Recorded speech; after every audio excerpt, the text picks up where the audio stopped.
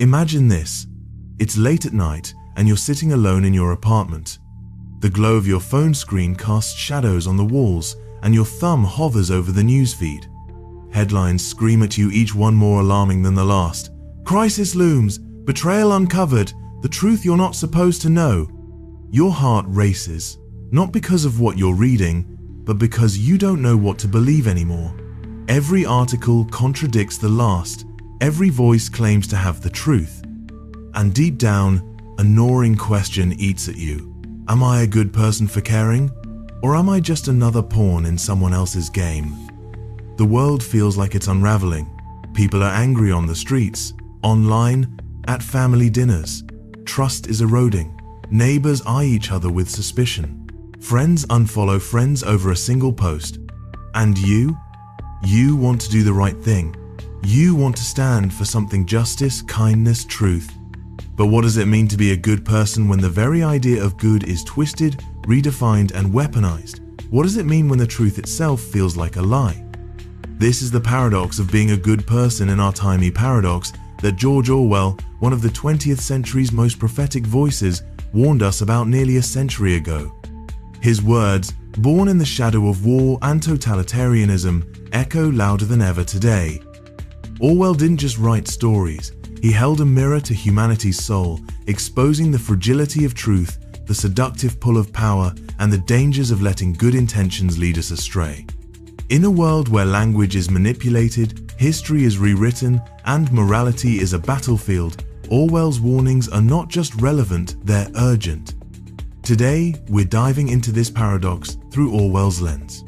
We'll explore how the desire to be good can become a trap, how the pursuit of truth can lead to confusion, and how the very tools we use to connect language, technology, ideology can disconnect us from reality. This is a story about you, me, and the world we're trying to navigate. It's a story about the courage it takes to question, to doubt, and to hold on to decency in a world that often punishes it. And it begins with a man who saw it all coming, George Orwell. Now, let's get started. Let's start with a story. Picture Sarah, a 30-year-old teacher in a bustling city. She's the kind of person who always tries to do the right thing. She recycles, donates to charities, and spends her evenings scrolling through social media, amplifying voices she believes are fighting for justice.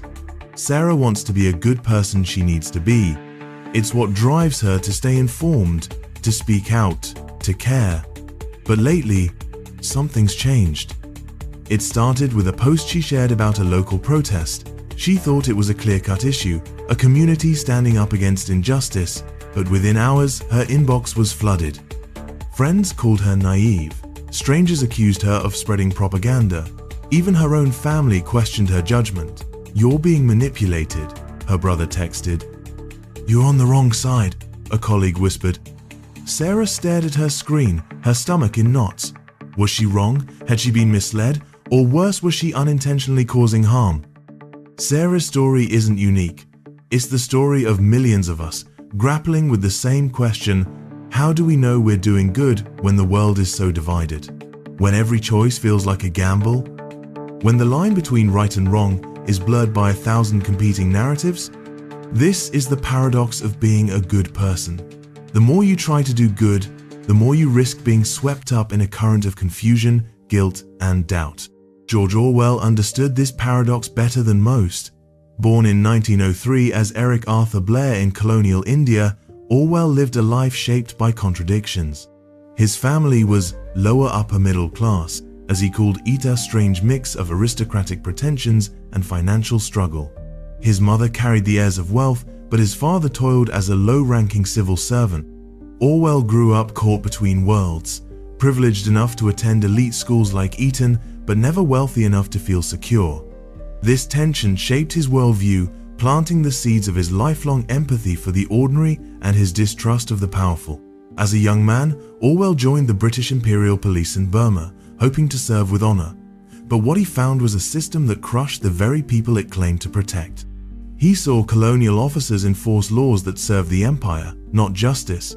He saw good men uphold a rotten system because they believed it was their duty. The experience shattered Orwell's illusions. "I was conscious of an immense weight of guilt," he later wrote. "I had got to escape not merely from imperialism, but from every form of man's dominion over man." Orwell resigned and spent years wandering the margins of society, working odd jobs: dishwasher, bookshop clerk, hop picker, while writing about the lives of the forgotten. He lived among tramps in London, labourers in Paris, and miners in northern England.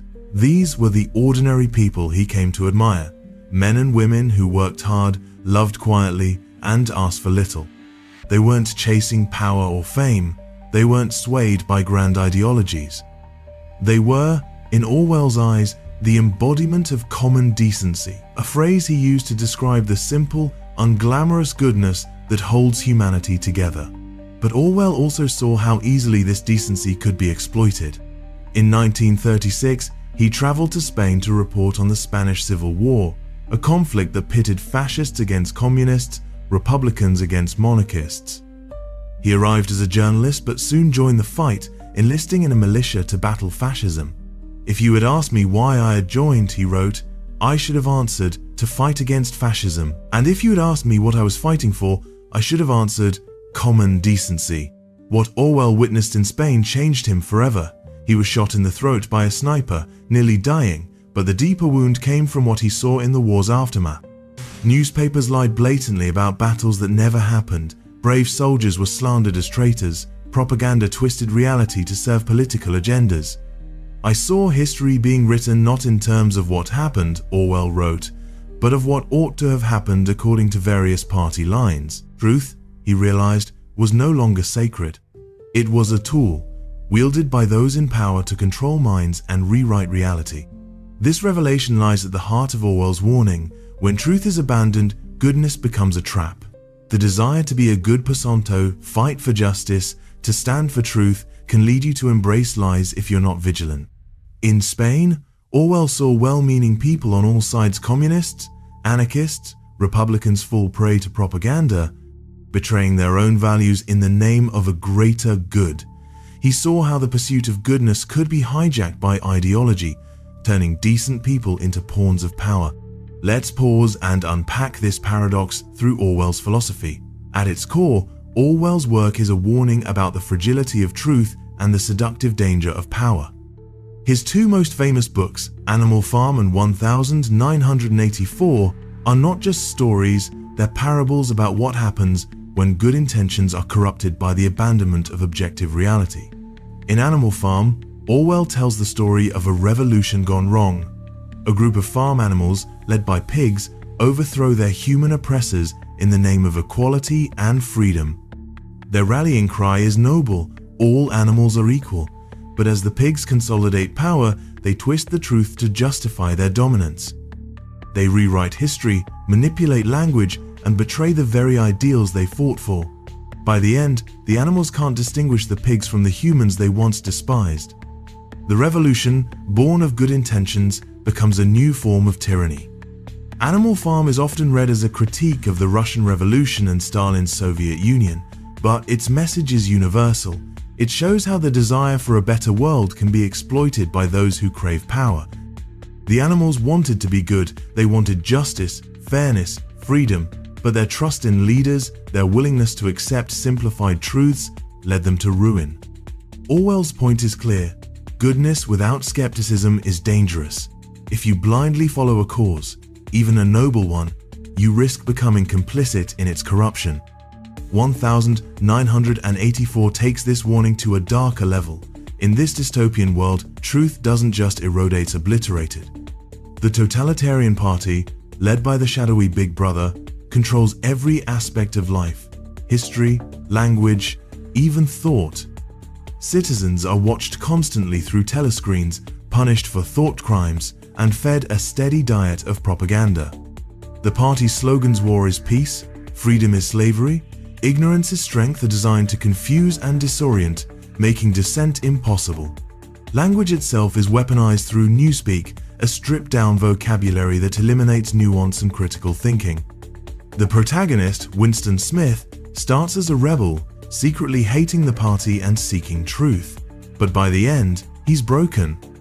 After torture and brainwashing, he betrays his lover, his ideals, and even his own mind. He loved Big Brother, the novel concludes, a chilling testament to the party's power to crush the human spirit. 1984 isn't just a warning about totalitarianism, it's a warning about what happens when we lose the ability to question, to doubt, to seek truth for ourselves. Orwell's philosophy hinges on one central idea: truth is the foundation of freedom. Without a shared commitment to objective reality, power fills the void, and goodness becomes a tool for manipulation. In both Animal Farm and 1984, the villains aren't just the pigs or the party, they're the systems that distort truth to serve power. And the victims? They're the good people who believe in those systems, who trust that their leaders, their causes, their truths are just. This brings us back to the paradox of being a good person. Today, we live in a world that feels eerily Orwellian. Information is endless, but truth is scarce. Social media algorithms amplify outrage and division, feeding us tailored narratives that reinforce our biases. Politicians and influencers twist language to obscure reality, alternative facts, fake news, post-truth. Even science, once a bastion of objectivity, is politicized, with cherry-picked data fueling endless debates. The result is a world where good intentions are weaponized. Want to fight for justice? You're handed a script. Want to protect the vulnerable? You're told who to hate. Want to be a good person? You're pressured to pick a side, to conform, to stop asking questions. Orwell saw this coming. The very concept of objective truth is fading out of the world, he wrote. Lies will pass into history. He warned that when truth becomes subjective, power decides reality. And when power decides reality, the good person's desire to do right can be turned against them. You might share a post thinking you're spreading awareness, only to learn it's misinformation. You might join a cause thinking it's noble, only to discover it serves hidden agendas. You might silence dissent in the name of justice, only to realize you've become the oppressor. Orwell's most chilling insight is that this isn't just about governments or corporation sites about us. We're all complicit in the erosion of truth when we stop questioning, when we let emotion override reason, when we choose comfort over clarity.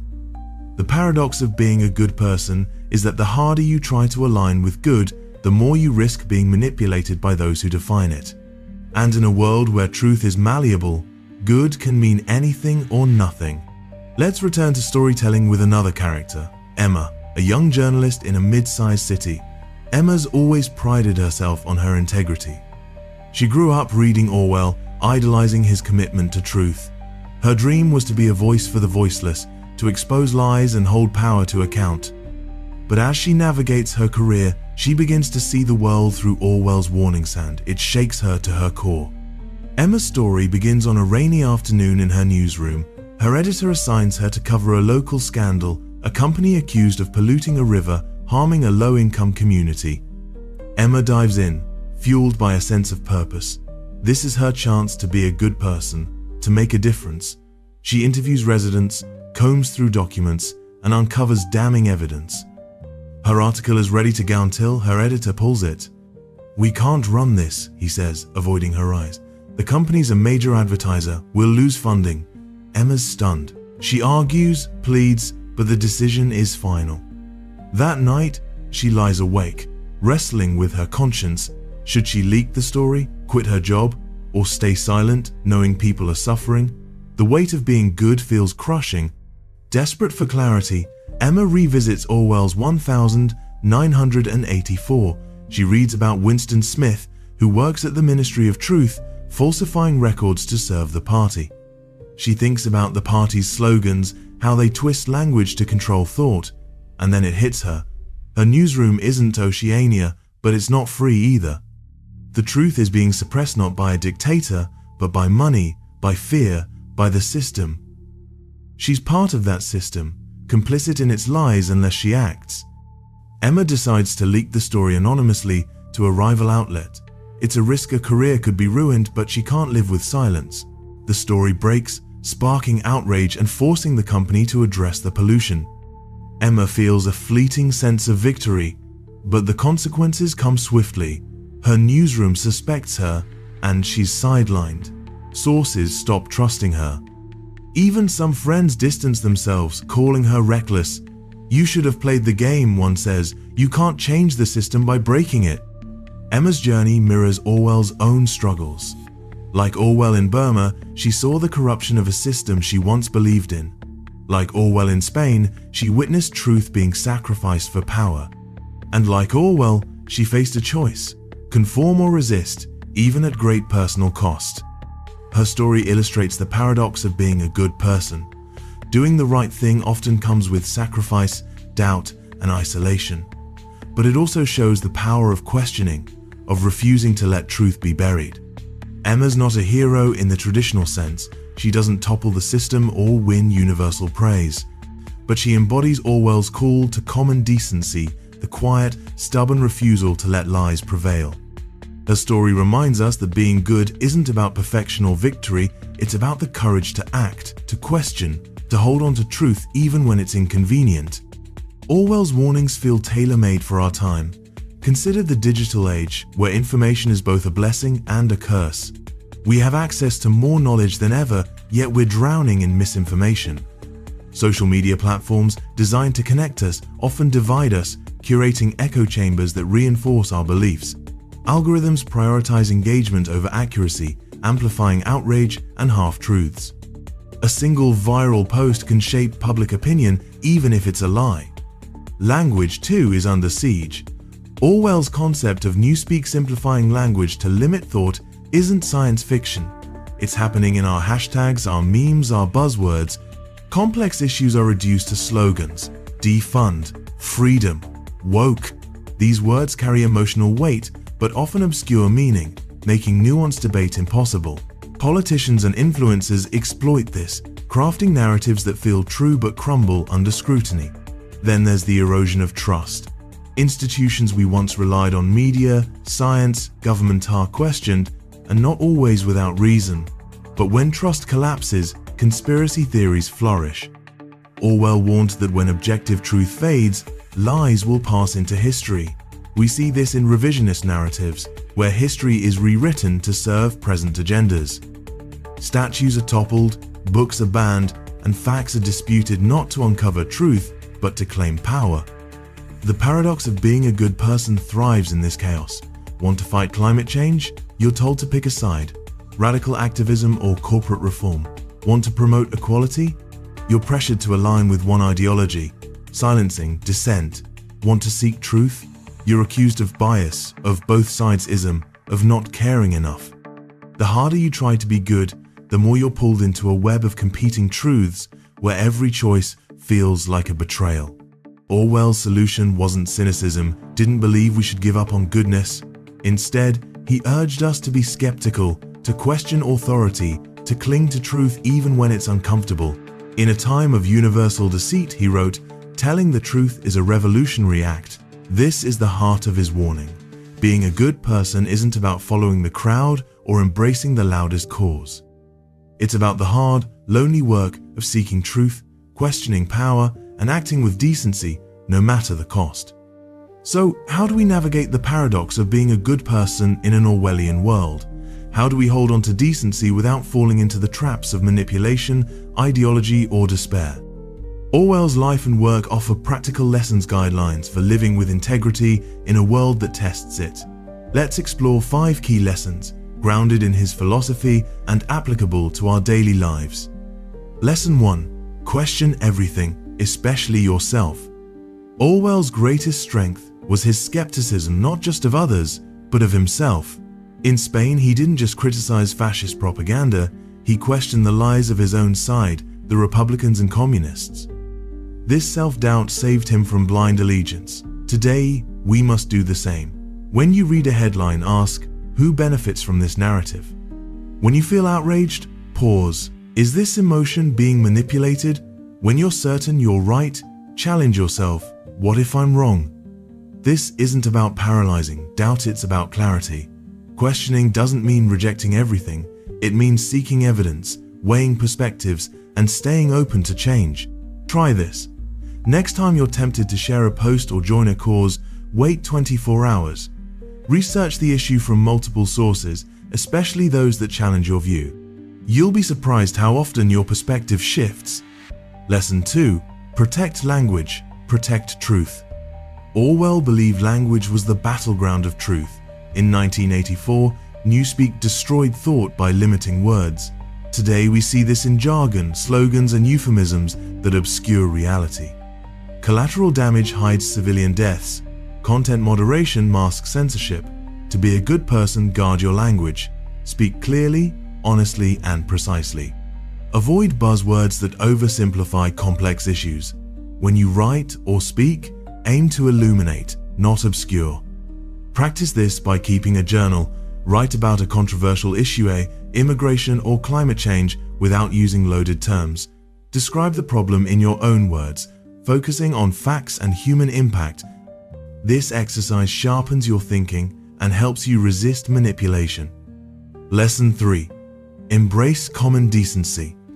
Orwell's common decency wasn't grand heroism, it was the quiet goodness of ordinary people.